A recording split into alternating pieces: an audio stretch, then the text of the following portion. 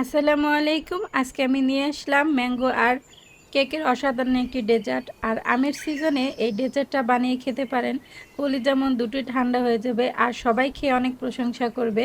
আর খেতেও দুর্দান্ত মজাদার হয়।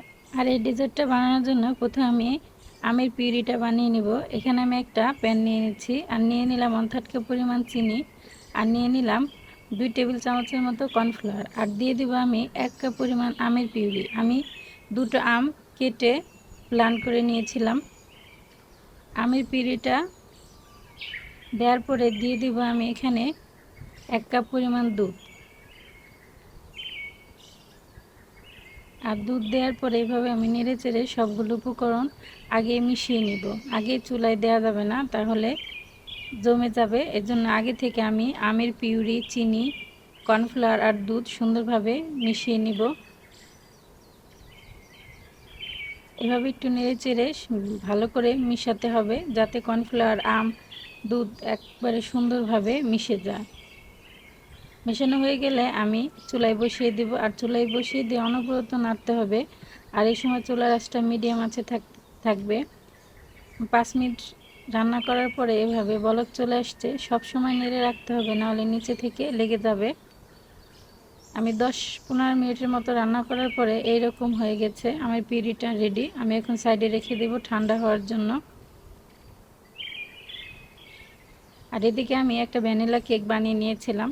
আর ভ্যানিলা কেকটা কিভাবে বানাতে হয়, সফট ভ্যানিলা কেকের রেসিপি আমার ফেসবুক পেজে, ইউটিউব চ্যানেলে দেওয়া আছে, সে জায়গা থেকে দেখে নেবেন।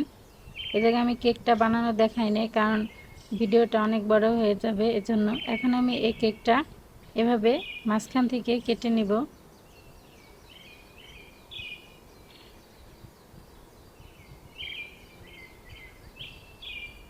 কেটে নেওয়ার পরে আমি এই কেকটা ছোট ছোট করে টুকরো করে নিব হাত দিয়ে। যেহেতু এটা সফট কেক, এমনি তুলার মতো হয়ে যাবে। দেখেন, আমি এভাবে তুলার মতো ছোট ছোট করে কেটে নেব। আর এদিকে আমি দুটো গ্লাস নিয়ে নিয়েছি। আর গ্লাসে এখন আমি ঠান্ডা করা আমের পিউরিটা দিয়ে দিব। পরিমাণ একটু বেশি দিতে হবে। দিয়ে এভাবে গ্লাসের নিচে এক স্তর দেওয়ার পরে এখন আমি এই কেকের টুকরাগুলো দিয়ে দিব। কেকের টুকরোগুলো পরিমাণে বেশি দিয়ে একটু হাত দিয়ে চেপে চেপে দিতে হবে, যাতে কোনো দিক থেকে ফাঁকা না থাকে। আর এখন আমি ক্রিম বিট করে রেখেছিলাম, সেই ক্রিম দিয়ে উপরে একটা আমি আস্তর দিয়ে দিব এইভাবে।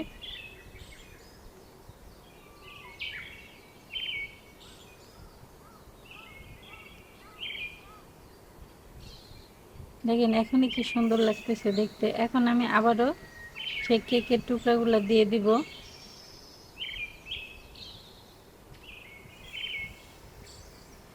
দেওয়ার পরে আমি এখন আমের টুকরো দিয়ে দেব। আমি এখানে একটা আম টুকরো করে কেটে রেখেছিলাম। এখন আমি প্রত্যেকটা গ্লাসে এই আমের টুকরোগুলো দিয়ে দিব। এখন আবার আমি ক্রিম দিয়ে দিব উপরে।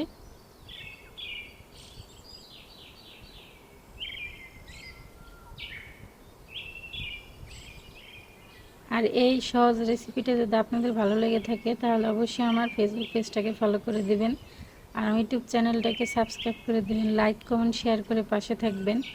আর এই ডেজার্টটা বাসায় বানিয়ে খাবেন, কেমন হয় আমাকে কমেন্ট করে জানাবেন। খুব সহজে আপনার এই ডেজার্টটা বাসায় বানিয়ে নিতে পারেন।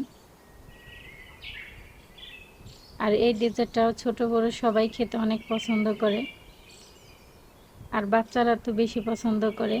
এভাবে আমি উপরে ক্রিম দিয়ে ডিজাইন করে নেব। আপনারা আপনাদের পছন্দ অনুযায়ী ডিজাইন করে নিতে পারেন। এখন আমি ডেকোরেশনের জন্য এক সাইডে একটু ক্রাম দিয়ে দিব। আমি বেশি কিছু দিয়ে ডেকোরেশন করি নাই, সিম্পল রেখেছি, কারণ আমি ক্রিমে 2টা কালার মিক্স করে ডিজাইন করে নিয়েছি। দেখতে এমনিই সুন্দর লাগতেছে আর মাশাআল্লাহ খেতে অসাধারণ হয়েছিল। আমি একটু খেয়ে দেখিয়ে দিচ্ছি ডেজার্টটা কতটা সুন্দর হয়েছে। মুখের মধ্যে দিলে আমের, কেকের, ক্রিমের ফ্লেভার একেবারে মুখের মধ্যে ভরে যায় আর খেতে অসাধারণ লাগে। আজকের মতো এখানে। আসসালামু আলাইকুম।